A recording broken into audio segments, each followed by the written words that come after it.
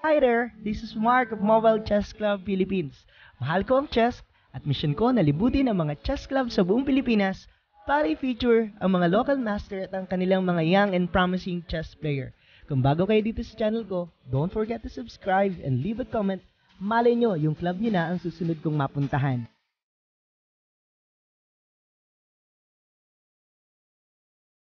What's up mga ka-chess club? This is Mark of Mobile Chess Club Philippines. This video is the continuation and part 2 of my visit to Tarash Night Chess Club of Guadalupe. On the first video, we had a chance to interview the accommodating, humble, good-looking 14-year-old international master Daniel Gizan. In this video, I'm going to feature our 3-game match on a 3 different time control. The first match will be having 5 minutes both on our clock. The second game, he will only have 3 minutes against my 5 minutes. On the third game is the ultimate test of his playing strength. He will only have 1 minute on his clock against 5 minutes on my clock. So let's see mga ka-chess club, ano ang magiging resulta ng larong ito. You know, it's an honor and a rare opportunity to play against an international master. Ayan mga ka-chess club, nabigyan tayo ng pagkakataon na makakalaro si IM Daniel Gizan sa tingnan natin, sukatin natin yung lakas ni IM. Tingnan natin kung ano yung difference sa laro ng isang amateur na katulad ko. Ang rating ko, 1962. Si Master, anong rating po ninyo? Standard rating ninyo, 23 plus. So, 23 plus against 1962. Tingnan natin kung ano laro natin. Ano lang,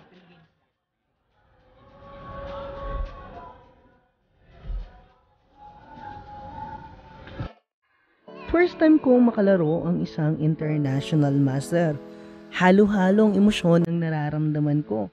Excited ako dahil first time ito at kinakabahan din dahil isang international master ang aking kalaban at meron lamang siyang edad na 14.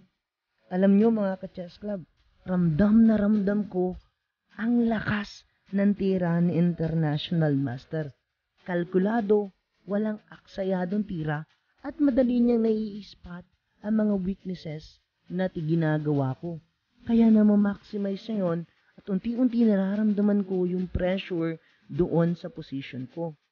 Ganyan tayo kaswerte sa pagdayo natin sa Tarash Night Chess Club.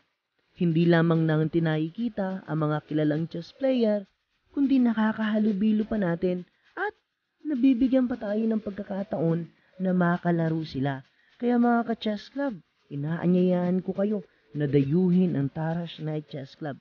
Uulitin ko, walang membership fee dito.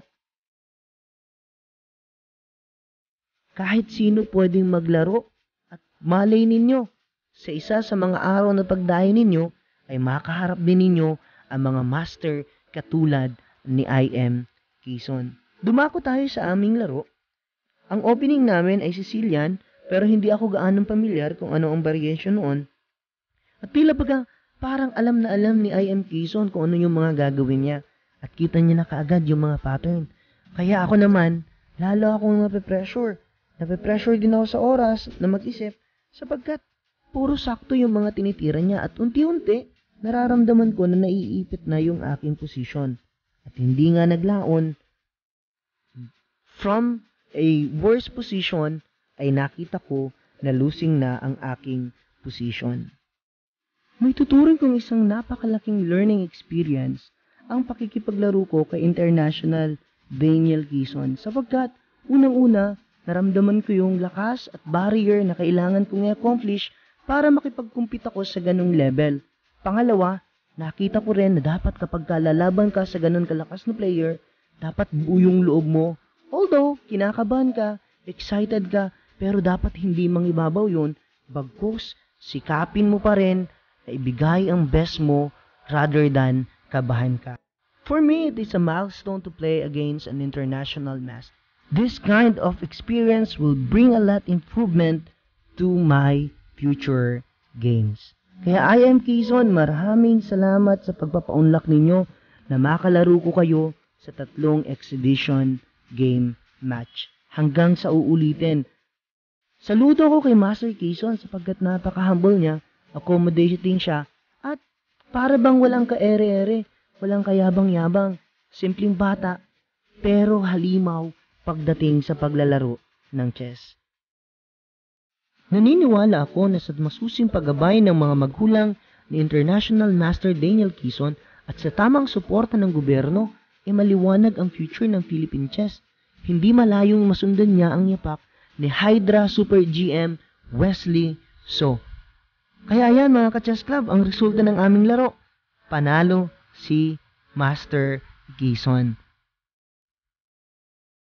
Mako na tayo sa game number 2.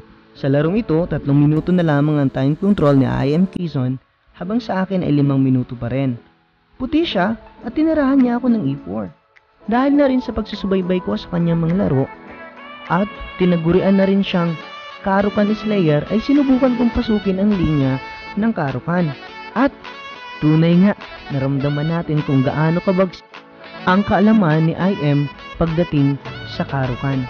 Pero mga ka-chess club, naging interesado ang laban nito dahil sa mga dulong bahagi ng laban ay tila baga parang nabigyan ako ng pagkakataon na kung hindi manalo ay makatabla man lang.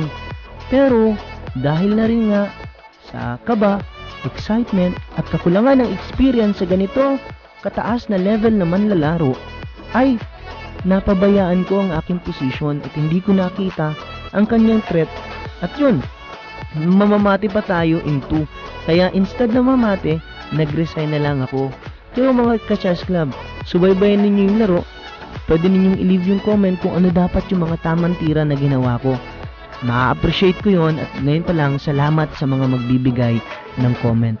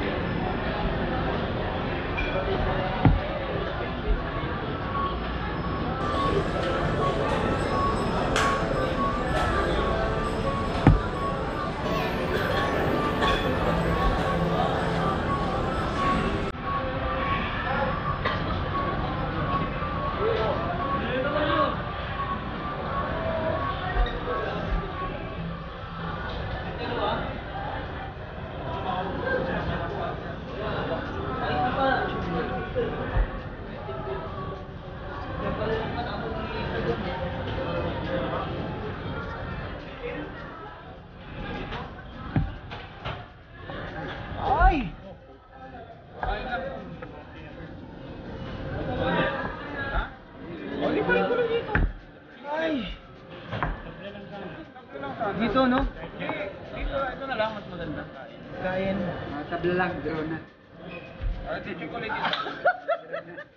Iba na yan. May ganyan na yan. Ay! Nakita yung check dito. Nakita ko lang yung check dito.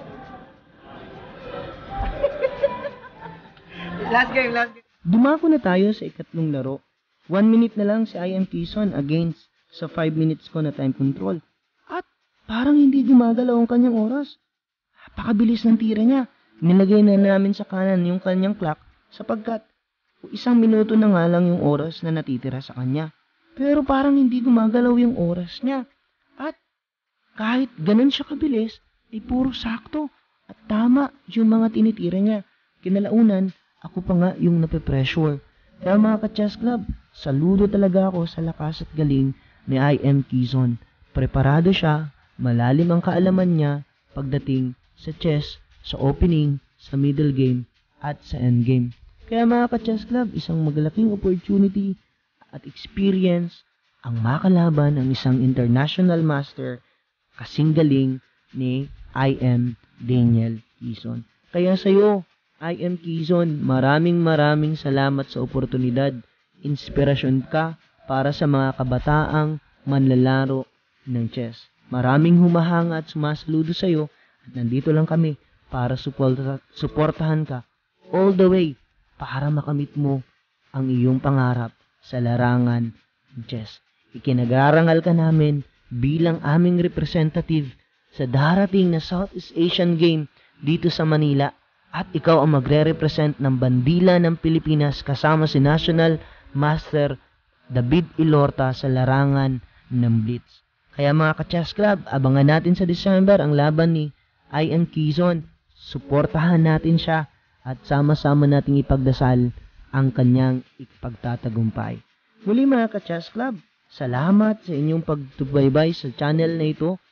Kung bago lang kayo sa channel na ito, leave a comment.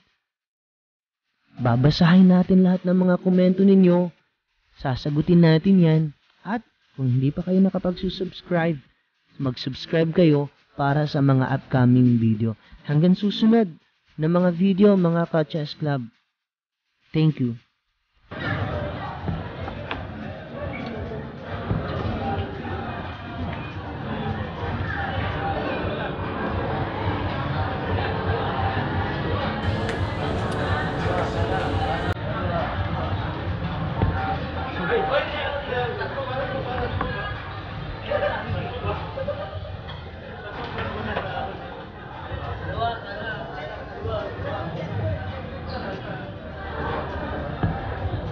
Sakto.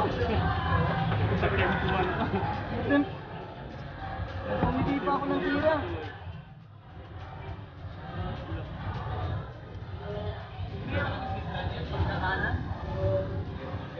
Uno na yan, hindi na kailangan pang maging kahit ako. Tinisan ko ng tubig ito. Saka iba yung kanan niya kasi. Kaya yung ginagamit niya. Ito rin, kaliwa, ginagamit. Special ano yan. Yung mga kanya-kanyang gamit yan.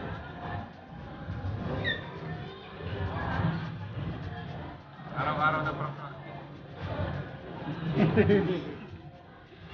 Pam. Napabilis. Game, master. Yung piniwan. Ang iniisip ko, depensahan lang to eh. Ito malakas. Dapat hindi ko na yan. Nice game, master. First time na makalaro ng IM.